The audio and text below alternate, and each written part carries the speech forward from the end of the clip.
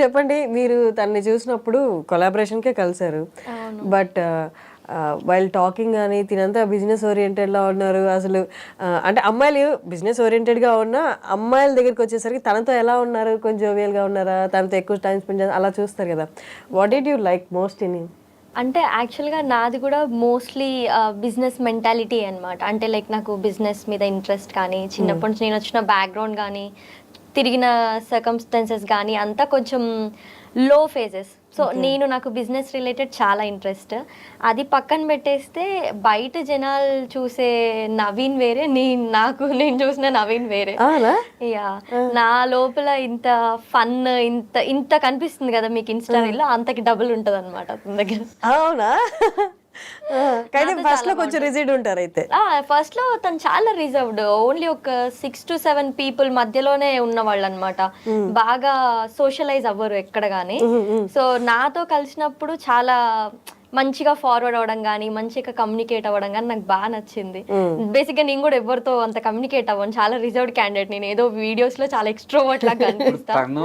నాకు సిమిలారిటీస్ ఏంటంటే only 7 to 8 people, ఒక బ్రదర్, కజిన్ అండ్ బెస్టీస్ ఒక 3-4 పీపుల్. ఇంకా out of that only professional work. మన వర్క్ మనం చూసుకున్నామో కదా. మనం అసలు అంటే ఒక చిల్ అనే వీడి అసలు లైఫ్ లో చిల్ అవుతారా అనుకుంటారు జనాలు, అట్లా ఉంటది బయట లైఫ్. బట్ మళ్ళీ మేము ఎప్పుడైతే ఇప్పుడు నా సర్కిల్ ఏదైతే ఉందో ఆ సర్కిల్లో ఉన్నప్పుడు ఉండేది వేరే ఉంటుంది. సరే, సేమ్ తను కూడా అలాగే. ఓకే, తను కొలాబరేషన్ కి ఫస్ట్ కలిసారన్నారు కదా, ఎంత పే చేశారు అసలు మీ కొలాబరేషన్ కి? అసలు పే చేశారా? పే చేశారు. యాక్చువల్గా ఏంటంటే నేను ప్రమోషన్స్ చేయకపోతుండే, తను చేసిన ఫాలో అప్ నాకు బాగా నచ్చింది అనమాట. సో నచ్చి ఇంట్రెస్టెడ్ అనిపించి చేశాను. చేసిన తర్వాత నేను మనీ కోసం అన్నట్టు చేయలేదు. I like the concept, Irani concept అనేది హైదరాబాద్కి సంబంధించింది, ఎంతకైనా మన సిటీ కాబట్టి. సో ఫుడ్కి సంబంధించింది, ఐఎమ్ ఆల్సో ఫుడీ, ఒకసారి చేద్దాము. ఇంకొకటి నా కాలేజ్ ఏరియాలో వెళ్తా ఉంటే ఉంటది అనమాట. సో ఆ మిస్టర్ టీలోనే నేను ఒక 2 times మా ఫ్రెండ్స్ తో గ్యాదరింగ్ అయి కూర్చున్నాను. సో ఎందుకు చెయ్యొద్దు, నేను అక్కడ ఒకప్పుడు వెళ్ళిన దాన్ని, అక్కడే ప్రమోషన్ వచ్చింది, చేస్తే బాగుంటది కదా అని వెళ్ళినాను. సో మిస్టర్ టీఏ నాదవుతుందని నేను ఎక్స్పెక్ట్ చేయలేదు. అమేజింగ్. చెప్పలేదు ఇంతకీ ఎంత పే చేశారో చెప్పలేదు ఆయన. అంటే అది కాన్ఫిడెన్షియల్ చెప్పచ్చా? ఇప్పుడు మీ ఇద్దరు కపుల్ కదా, ఇంకేముంది కాన్ఫిడెన్స్ అక్కడ, కాన్ఫిడెన్షియల్. ఫస్ట్ ప్రమోషన్ కి నియర్లీ 15 to 20K అయింది. జస్ట్ నేను వెళ్ళి ఒక రీల్ ప్రమోట్ చేసి వచ్చాను. సో నెక్స్ట్ ప్రమోషన్ కి వచ్చేసరికి అది అగ్రిమెంట్, ఫుల్ టైం అగ్రిమెంట్ అయిపోయింది. అంటే అంటే I mean you mean as a కపులా లేకపోతే యాజ్ ఎ అంటే ప్రమోటర్ గానా? కపుల్ గా, ఓకే, ఇలాగా.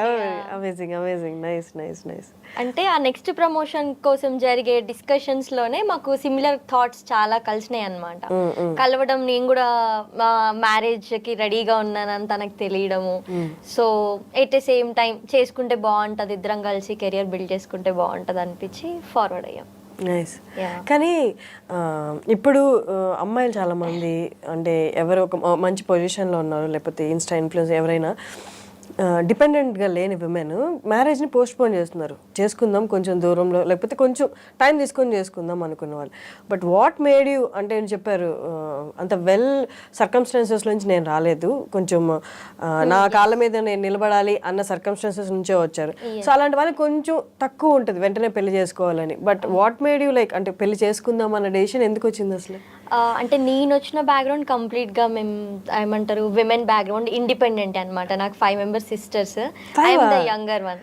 ఓకే, నేను ఓన్లీ 1 sister నే చూస్తాను మీ రీల్స్ లో. తను నాకంటే పెద్ద, మిగతా వాళ్ళు రీల్స్ చేయరు.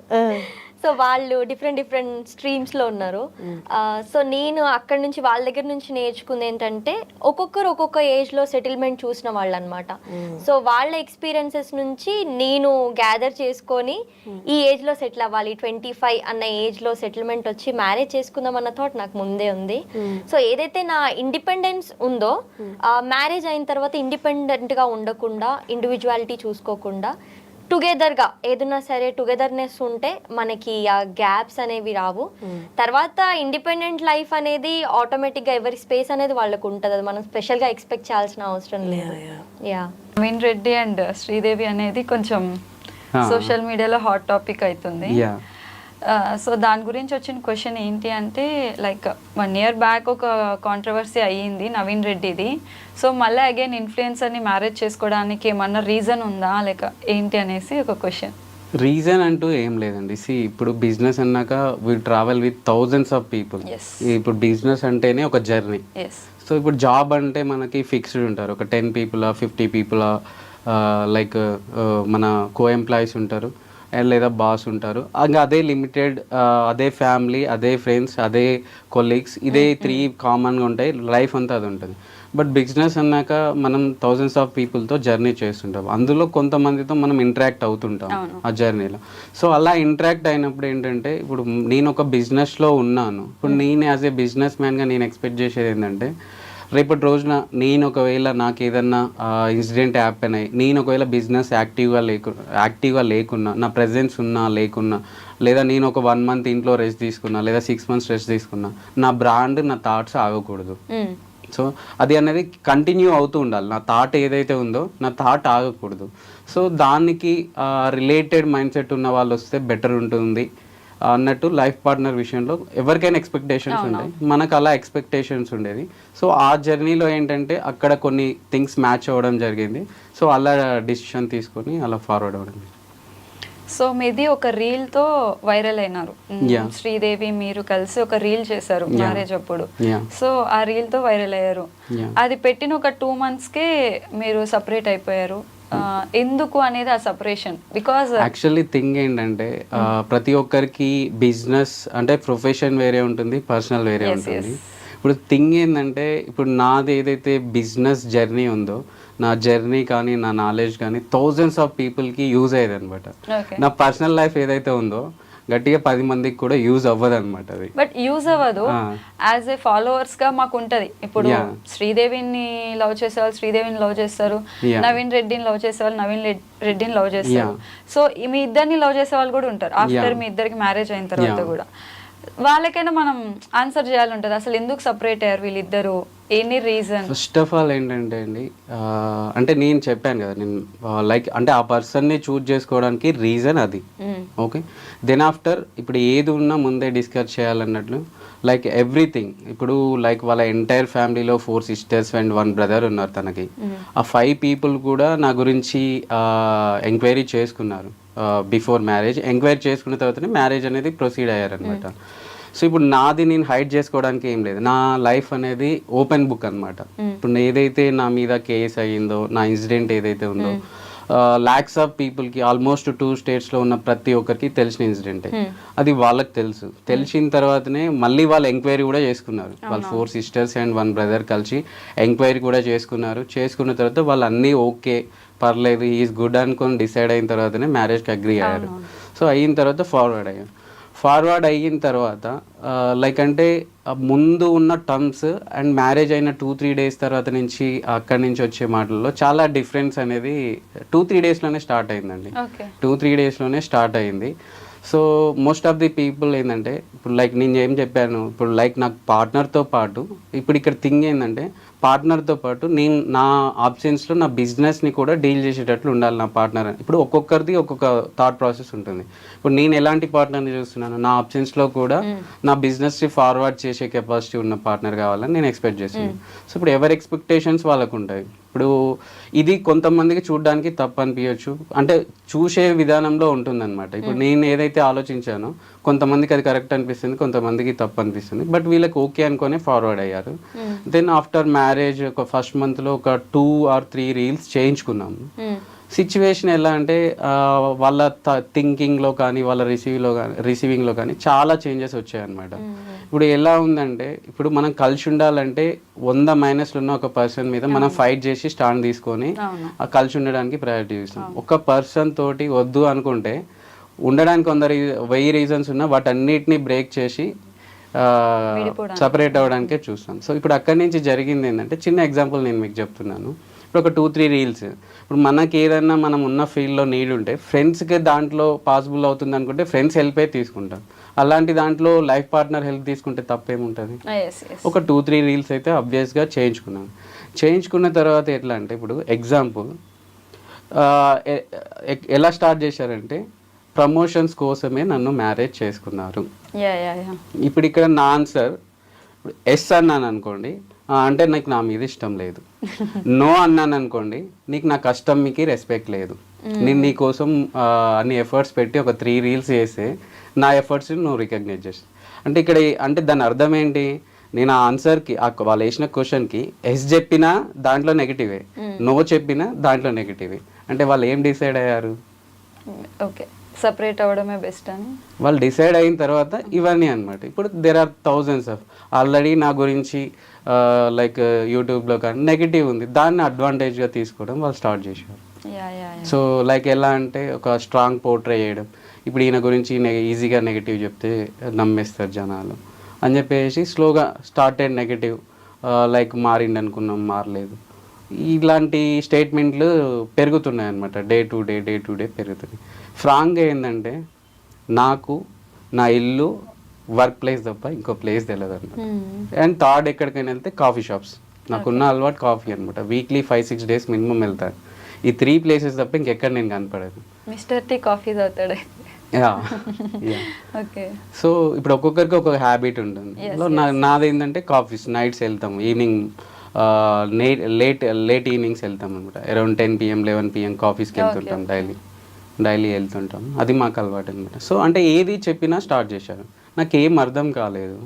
అంటే లిటరల్గా చెప్పాలంటే ఇప్పటికీ నాకు ఆడ వ్యాలిడ్ రీజన్ లేదు వాళ్ళు ఎందుకు అవాయిడ్ చేశారు, ఎందుకు వెళ్ళిపోయారు అనేది. బట్ రీసెంట్గా స్టార్ట్ అయ్యింది ఏంటంటే, అంటే ఆ బ్లేమింగ్ ఒకటి స్టార్ట్ చేశారు. దూరం ఉండడానికి ఏం రీజన్స్, వ్యాలిడ్ రీజన్స్ అంటే ఏం లేవు, బ్లేమింగ్ ఒకటి స్టార్ట్ చేసేసారు. లైక్ అండ్ రీసెంట్గా ఏంటంటే ఫినాన్షియల్గా డిమాండ్ చేస్తున్నారు సెపరేట్ అవ్వడానికి. అరౌండ్ 1 year ఎక్స్పెక్టేషన్లో ఉన్నారు వాళ్ళు. అంటే ఇప్పుడు వాళ్ళ ఎక్స్పెక్టేషన్ బయటికి పెట్టిన తర్వాత ఒక్కసారి నేను జరిగిందంతా రివైండ్ చేసి చూసుకుంటే అసలు మ్యారేజ్ పర్పసే మనీ కోసం అన్న ఫీల్ నాకు ఉంది. ఓకే, 1 year అయితే మీ నుంచి ఎక్స్పెక్ట్ చేస్తున్నారు. యా ఓకే, సో మీరు రెడీ ఉన్నారైతే? నేనేం లేదు, నేను ఏమన్నా లీగల్గా ఫైట్ చేసుకోవడానికి రెడీగా. ఇప్పుడు లైక్ మనతోటి జెన్యున్గా వచ్చారు, లైఫ్ షేర్ చేసుకుంటున్నారు, లైక్ మన అనుకున్నప్పుడు ఏదైనా చేస్తామండి. బట్ మనతోటి లైక్ వాళ్ళ బెనిఫిట్ కోసం యాక్ట్ చేశారు, నటించారు అని తెలిసినప్పుడు మనం ఎందుకు చేస్తాం? అంటే ఇక్కడ మీరు అంటున్నారు ఫినాన్స్ కోసమే నా లైఫ్లోకి వచ్చారేమో అనిపిస్తుంది అని చెప్పి. ఇప్పుడు వాళ్ళు ఒక స్టేట్మెంట్ ఇచ్చారు. బట్ మీది లవ్ మ్యారేజ్ కదా? లవ్ మ్యారేజ్, అదే నేను చెప్తున్నాను. ఇప్పుడు నా సైడ్ నుంచి నేను జనరల్ గా లవ్ మ్యారేజ్ అంటే జర్నీ అయితే చేస్తారు కదా బిఫోర్ మ్యారేజ్ కి ముందు. చేశాను, నాకు ఎక్కడ డిఫరెన్స్ రాలేదు. మ్యారేజ్ అయిన 2-3 days నుంచి స్టార్ట్ అయింది. 2-3 days నుంచి? 2-3 days నుంచి స్టార్ట్ అయింది. ఓకే, మీరు మ్యారేజ్ అయినప్పుడు అంటే వాళ్ళు నన్ను చూడడం, నా మీద పాస్ చేసే స్టేట్మెంట్స్ అనేవి 2-3 days నుంచి. యాక్చువల్ మ్యారేజ్ అయిన తర్వాత 16 days ఇంట్లో నుంచి బయటకు వెళ్ళరు. అవునవును, వెళ్ళరు. బట్ 3rd day ఇంట్లో ఉన్నప్పటి నుంచే స్టేట్మెంట్స్ స్టార్ట్ అయ్యాయి. ఓకే, సో అప్పుడు మీరు కూర్చొని మాట్లాడుకోలేదా శ్రీదేవితో ఎందుకు ఇలా అనేసి? ప్రతి దానికి అప్పుడు అది ఓవర్ అన్నట్లే ఉంటుంది, బట్ అది కంటిన్యూషన్. ఇప్పుడు వాళ్ళు నా మీద చేసిన అలిగేషన్ ఏంటంటే బిజినెస్ కోసం లేదా ప్రమోషన్స్ కోసం చేసుకున్నారు అనుకున్నారు. నేను యాజ్ ఏ బిజినెస్ మ్యాన్గా దానికి రిప్లై ఇవ్వాలంటే, నా పెళ్ళికి తన షాపింగ్ కానించి మొదలు పెడితే, జ్యువెలరీ కానించి మొదలు పెడితే ఎవ్రీథింగ్ అటు సైడ్ ఇటు సైడ్ మొత్తం నేనే చూసుకున్నాను. జస్ట్ మ్యారేజ్కి పెట్టిన ఖర్చు బయట ఎక్కడికైనా ఇంట్రెస్ట్కి ఇస్తే, ఎవరికైనా ఇంట్రెస్ట్కి ఇస్తే అక్కడ వచ్చే ఇంట్రెస్ట్ తోటి మంత్లీ ఒక 10 people ఇన్ఫ్లుయెన్సర్స్ తోటి నేను వీడియోస్ చేయించుకోవచ్చు. అలాంటిది ఓన్లీ ప్రమోషన్స్ కోసం మ్యారేజ్ ఎందుకు చేసుకుంటాను? ఫేమ్ కావాలి అంటే సరే, గుడ్ ఆర్ బ్యాడ్, నేను ఇప్పుడు మ్యారేజ్ అనేది 2024లో అయింది నాకు. బట్ నేమ్ రికగ్నేషన్ లేదా ఫేమ్ ఎక్స్పెక్ట్ చేసిన ఆ వేలో మీరు తీసుకుంటే 2022 నుంచే నాకు బయట రికగ్నేషన్ ఉంది, నాకు కానీ నా బ్రాండ్కి కానీ. ఇప్పుడు నవీన్ రెడ్డి అంటే బయట మేబీ 100 మంది కూడా గుర్తుపట్టకపోవచ్చు, but mister T Naveen Reddy అంటే ఒక 1 CR people అయితే గుర్తుపడతారు. తెలుగు స్టేట్లో 1 CR people ఈజీగా గుర్తుపడతారు. ఆ రికగ్నేషన్ నాకు 2022లోనే వచ్చింది. సో ఇప్పుడు నేను కొత్తగా నేను ఎక్స్పెక్ట్ చేసే రికగ్నేషన్ కానీ, నేను ఎక్స్పెక్ట్ చేసే బిజినెస్ కానీ, నేను ఏదో స్టార్టప్ అయితే అరే నాకు అవుతుంది, ఇక్కడ నుంచి రికగ్నేషన్ వస్తుంది నాకు, నా బ్రాండ్కి, అండ్ ఇక్కడ నుంచి నాకు అది ఫైనాన్షియల్గా కావచ్చు, రికగ్నేషన్ నేమ్ విధంగా కావచ్చు, యాడ్ ఆన్ అవుతుంది అన్నట్లు ఉంటుంది. అవునా కదా? సో ఇప్పుడు నాకు అక్కడికి ఆల్రెడీ నా బిజినెస్ ఎస్టాబ్లిష్ అయిపోయింది. నాది స్టార్టప్ కాదు, అప్పటికి బిజినెస్ ఆల్రెడీ సక్సెస్. అప్పటికి hundreds of people మమ్మల్ని ఇన్స్పిరేషన్గా తీసుకోవడం స్టార్ట్ చేసేసారు. సో ఆ రికగ్నేషన్ ఉంది, ఫైనాన్షియల్గా సెటిల్ అయిపోయాం. అన్నీ ఎక్స్పెక్ట్ ఆ టైంలో మనం ఇప్పుడు ఎందుకు ఎక్స్పెక్ట్ చేస్తాం?